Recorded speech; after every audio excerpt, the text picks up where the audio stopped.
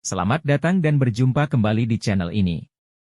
Kali ini admin akan membawakan sebuah film yang cukup menegangkan.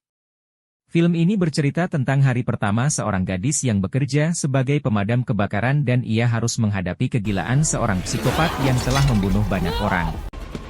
Bagaimana ceritanya? Mari kita ke TKP. Nikmat cerita. Film ini diawali dengan memperlihatkan sebuah kota yang dilanda kekacauan besar. Masyarakat yang tidak suka dengan kepemimpinan wali kota yang terindikasi seorang koruptor, kini mengacau dan melakukan demo besar-besaran. Polisi dan tim medis tidak terkecuali tim pemadam kebakaran pun kini sedang kewalahan menghadapi demo yang besar itu. Malam itu, kantor pemadam kebakaran mendapat laporan permintaan pertolongan dari salah satu daerah yang dekat dengan wilayah para pendemo. Lalu seorang petugas bernama Hel pun dikirim untuk memeriksa ke sana. Di lokasi Hel bertemu dengan seorang polisi yang juga mendapat laporan yang sama. Lalu polisi itu pergi ke lantai atas untuk memeriksa apakah ada orang atau tidak. Sedangkan Hel menunggu di bawah. Setelah beberapa lama Hel pun memanggil-manggil polisi tadi karena tidak turun-turun. Lalu tiba-tiba seorang bertopeng muncul dari atas dan melemparkan kepala polisi tersebut. Sontak saja Hel pun panik dan lari meninggalkan tempat itu menuju mobilnya. Begitu di dalam mobil Hel mencium bau bensin di mana-mana. Dan ketika ia melihat ke depan sosok bertopeng itu muncul kembali dan kemudian membakar Hel hidup-hidup dengan mobilnya. Berikutnya kita berpindah ke tokoh utama kita. Namanya Sarah. Ia adalah seorang pemadam kebakaran di kota itu. Namun ia masih dalam proses pelatihan. Sebelum berangkat bekerja Sarah selalu berjogging pagi untuk menjaga fisiknya tetap bugar. Ia tinggal bersama ayahnya yang seorang pensiunan kepala polisi. Setelah memakai seragam dan bersiap-siap, Sarah pun berpamitan untuk berangkat ke tempat kerjanya. Sesampainya di sana ia bertemu dengan kepala pemadam kebakaran yang mengatakan bahwa masa latihan Sarah telah selesai. Kini ia bisa langsung terjun ke lapangan karena kini kekurangan orang di lapangan. Dan kali ini ia berpartner dengan seniornya yang bernama Jason. Setelah Jason memberikan sedikit arahan kepada Sarah, lalu mereka pun menaiki mobil dan berangkat menuju lokasi kejadian. Sesampainya di lokasi Sarah melihat sebuah kota yang semeraut dan banyak gelandangan di mana-mana. Mereka semuanya sepertinya terluka. Lalu Sarah dan Jason pun mengambil perlengkapannya dan mengobati mereka. Ketika mereka mengobati orang-orang itu, mereka mendengar seseorang berteriak minta tolong dan Sarah pun pergi mencari asal suara tersebut. Ia berjalan ke dalam sebuah gang dan mencari suara orang minta tolong tersebut, tapi ia tidak menemukannya. Ketika ia berhenti dan melihat sekeliling tiba-tiba tetesan darah jatuh tepat di pipinya. Dan ketika melihat ke atas Sarah sangat terkejut melihat seorang wanita dengan tangan dan kakinya tergantung terikat di atasnya. Lalu seorang laki-laki gemuk juga datang dengan kedua matanya yang terluka. Sarah pun panik dan memanggil Jason. Beberapa saat kemudian, polisi yang dipimpin oleh seorang detektif bernama Russo. Ia mengatakan bahwa mereka berdua adalah juru kamera dan reporter yang sedang meliput di daerah ini. Orang yang melakukan ini juga meninggalkan jejak dengan tulisan bahasa Latin. Lalu setelah pekerjaan di sana selesai Sarah dan Jason hendak kembali ke pangkalan pemadam untuk mengambil obat-obatan lagi ketika di depan mereka, Sarah dan yang lainnya melihat seseorang yang mengenakan topeng berdiri memandangi mereka dan ketika mereka menoleh orang bertopeng itu pun hilang entah kemana. Setibanya di kantor pemadam kebakaran, Sarah melihat tempat ini kosong tidak seperti biasanya. Hal ini dimungkinkan karena semua armada belum kembali karena kondisi yang kini terjadi. Lalu Sarah pun pergi untuk mandi dan beristirahat sementara Jason akan mengambil perlengkapan dan obat-obatan. Sarah tidak mengetahui ternyata orang bertopeng yang tadi ia temui di jalanan kini mengikutinya ke sana. Ia mengambil baju kerjanya Sarah dan juga kepala boneka kesayangannya yang berwajah ayahnya yang selalu ia bawa di dalam mobilnya. Setelah Jason datang ia pun mengatakan bahwa ia sudah siap berangkat lagi hanya saja baju seragamnya hilang disembunyikan orang yang iseng. Sedangkan di tempat kejadian tadi kini diperlihatkan seorang preman didampingi pacarnya kini sedang menelpon seseorang. Sepertinya si wanita kini sedang ketakutan karena adanya teror dari seseorang. Lalu si preman tersebut menjanjikan mereka akan pergi dari sana hanya saja ia akan ke toko di depan dulu untuk mengambil uang. Setelah masuk ke toko ia pun minta uang keamanan kepada si pemilik toko. Sementara si wanita pergi mengambil barang-barang dan makanan sesukanya. Namun ia dikagetkan dengan seseorang yang bertopeng yang kini tiba-tiba di depannya dengan memegang sebuah pisau. Dan si wanita pun tiba-tiba saja menjerit kesakitan. Si preman yang mendengar itu langsung menghampiri si wanita yang kini tergeletak di lantai dengan luka di lehernya akibat sabetan pisau. Setelah bertanya siapa yang melakukannya, si wanita pun menunjuk pria bertopeng di depan mereka.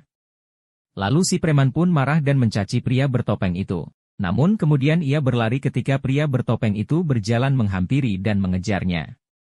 Di tempat pemadam kebakaran, kini Sarah dan Jason yang sudah siap berangkat kembali mendapatkan panggilan darurat lagi.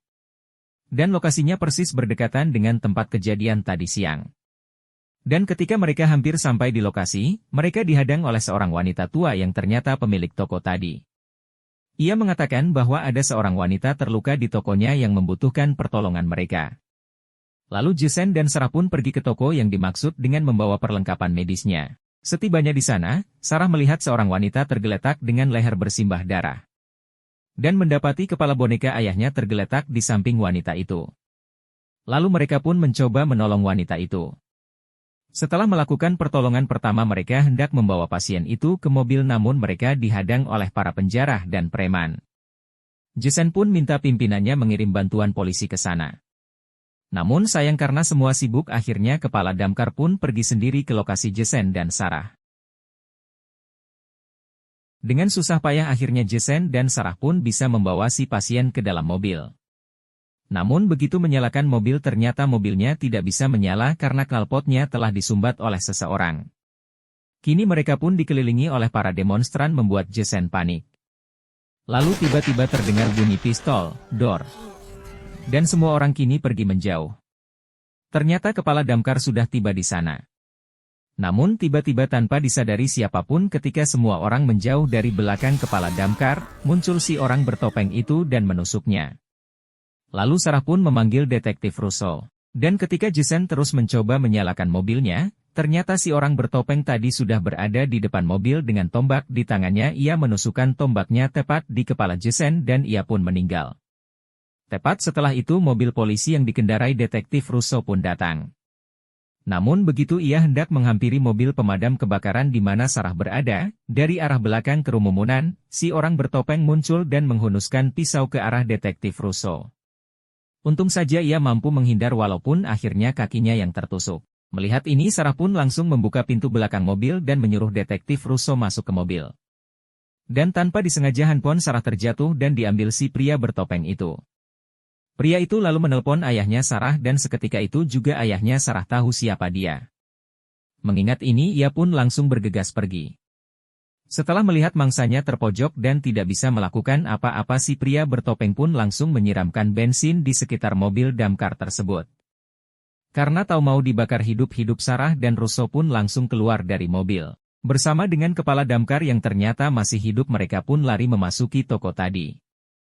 Dan mereka terus berjalan lewat pintu belakang, kemudian berpindah ke gedung sebelahnya di mana gedung itu telah terbakar sebelumnya. Setelah terus berjalan menaiki tangga mereka akhirnya tiba di sebuah ruangan yang di dalamnya terdapat jasad seorang petugas pemadam yang hilang 2 hari yang lalu dengan kondisi sudah hangus terbakar yang bernama Hel. Mengetahui ini mungkin jebakan. Mereka hendak pergi dari sana ketika si preman yang tadi lari dari si pria bertopeng muncul dan hendak menyerang Sarah.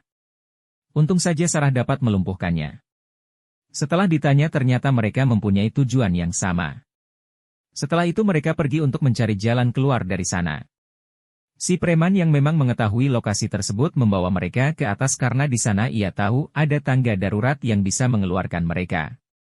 Namun begitu sampai di lantai atas mereka semua dikejutkan dengan apa yang ada di sana. Ternyata ruangan terakhir di lantai atas adalah ruangan tempat tinggal si psikopat bertopeng itu.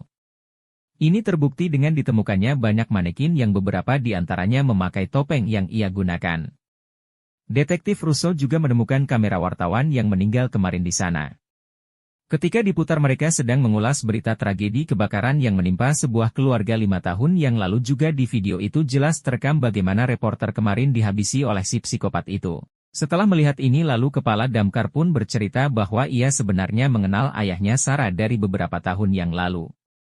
Kemudian detektif Russo juga mengajak Sarah untuk melihat ruangan sebelah di mana baju kerjanya ternyata ada di sana. Dan setelah diamati lagi ternyata di sana juga ada foto kepala damkar, ayahnya Sarah dan fotonya Sarah sendiri. Setelah itu Sarah menyadari kalau selama ini si psikopat itu selalu mengawasinya dan dekat dengannya. Sedangkan si preman, ia melihat sebuah handycam yang bertuliskan putar aku. Dan ia pun memutar handycam itu. Ternyata video yang ditampilkan adalah peristiwa kebakaran gedung ini 5 tahun yang lalu. Di mana sebuah persekongkolan beberapa para petinggi di daerah itu telah membuat istri dan anak si psikopat menjadi korban. Mereka terbakar hidup-hidup di gedung itu dan mereka yang terlibat di dalamnya membiarkan itu terjadi dan malah menimpakan kesalahannya kepada si psikopat. Intinya apa yang terjadi sekarang merupakan pembalasan dendam si psikopat kepada semua mereka yang terlibat 5 tahun yang lalu. Akhirnya Pak Kepala Damkar pun mengakui dan menyesali perbuatan itu. Lalu tiba-tiba si psikopat yang menyamar menjadi patung di belakang detektif Russo menghampiri Sarah dan menyanderanya dengan pisau ketika ayahnya Sarah datang ke sana. Di tengah paksaan si psikopat akhirnya ayahnya Sarah pun mengaku semua hal dan kesalahan yang terjadi waktu itu. Dan ketika percakapan itu berlangsung si preman yang melihat ada kesempatan, ia langsung mengambil palu yang ada di depannya dan menyerang si psikopat. Ayahnya Sarah pun menembak si psikopat dengan beberapa tembakan yang membuat si psikopat kabur melarikan diri. Namun sayang, si preman yang mengejar di belakangnya kurang beruntung ketika jebakan yang dibuat si psikopat mengenainya. Dan ia pun tewas. Melihat ini ayahnya Sarah pun langsung mengejar si psikopat walaupun Sarah sempat melarangnya. Khawatir dengan ayahnya lalu Sarah dan detektif Russo pun menyusulnya. Dan kini mereka melihat ayahnya Sarah yang akan dihukum oleh si psikopat. Sarah pun mencoba membujuknya. Namun karena kebencian si psikopat kepada ayahnya Sarah yang telah membuat istri dan anaknya meninggal ia pun lantas membunuh ayahnya Sarah. Melihat ini detektif Russo yang melihat pistol ayahnya Sarah tergeletak di dekatnya langsung mengambil dan menembak si psikopat hingga ia terjatuh ke bawah. Beberapa saat kemudian ambulan dan polisi pun datang ke TKP. Mereka pun mengobati luka detektif Russo dan Sarah. Setelah itu Sarah kembali ke kantor pemadam kebakaran. Sedangkan detektif Russo yang penasaran dengan wajah si psikopat pun membuka topengnya. Dan tak disangka ternyata yang tergeletak di sana bukanlah si psikopat yang asli melainkan wajah Jason yang sudah mati ditombak oleh si psikopat sebelumnya. Detektif Russo pun langsung menelpon Sarah untuk mengatakan bahwa mungkin ia dalam bahaya. Namun sayang Sarah tidak mendengarnya karena handphonenya ia simpan di loker sementara ia pergi ke kamar mandi. Sarah sangat terpukul dengan kejadian ini. Ia tidak menyangka kalau ayahnya yang selalu ia banggakan bisa melakukan hal seperti itu. Di tengah rasa kecewanya, tiba-tiba lampu di kamar mandi berkedip-kedip. Ia pun mengecek keluar kamar mandi dan tiba-tiba. Kini si psikopat yang ia kira sudah mati berdiri di sana menatap dan menyapanya. Melihat itu, Sarah langsung lari dan bersembunyi di bawah mobil. Ketika si psikopat mendekatinya ia memutar dan hendak mengambil senjata di dalam mobil. Namun si psikopat mengetahuinya dan mencoba melumpuhkan Sarah.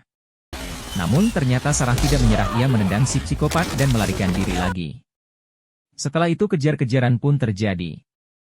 Si psikopat dengan membawa kapak kini terus menyerang Sarah. Namun Sarah yang memang lebih menguasai medan terus bertahan. Akhirnya Sarah pun punya ide untuk memancing si psikopat itu ke ruangan pembakaran tempat ia latihan sehari-harinya. Dan si psikopat pun terpancing. Lalu dalam satu kesempatan di dalam ruangan itu berhasil melumpuhkan si psikopat. Setelah itu ia menutup ruangan itu dan membakarnya. Melihat ini, Sarah pun mengira si psikopat pasti sudah mati. Namun ternyata, ia mampu keluar dari ruangan itu meski badan dia terbakar. Dengan kapak di tangannya ia mencoba mendekati Sarah. Namun Sarah yang kini sudah sangat marah pun tidak tinggal diam dia lalu mengayunkan rantai derek mobil yang dipegangnya ke tangan si psikopat dan memutuskan tangan kanannya. Lalu si psikopat pun jatuh. Sarah tak mau tertipu dua kali.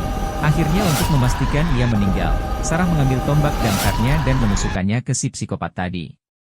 Setelah itu detektif Russo pun datang dengan polisi di belakangnya dan film pun tamat. Nah itulah alur film cerita ini. Semoga bisa menghibur waktu Anda. Pesan dalam film ini adalah jangan pernah mengambil jalan pintas untuk mendapatkan apa yang kita inginkan. Tetap semangat, jangan lupa sedekah like dan subscribe-nya. Sampai jumpa di cerita selanjutnya, wassalam.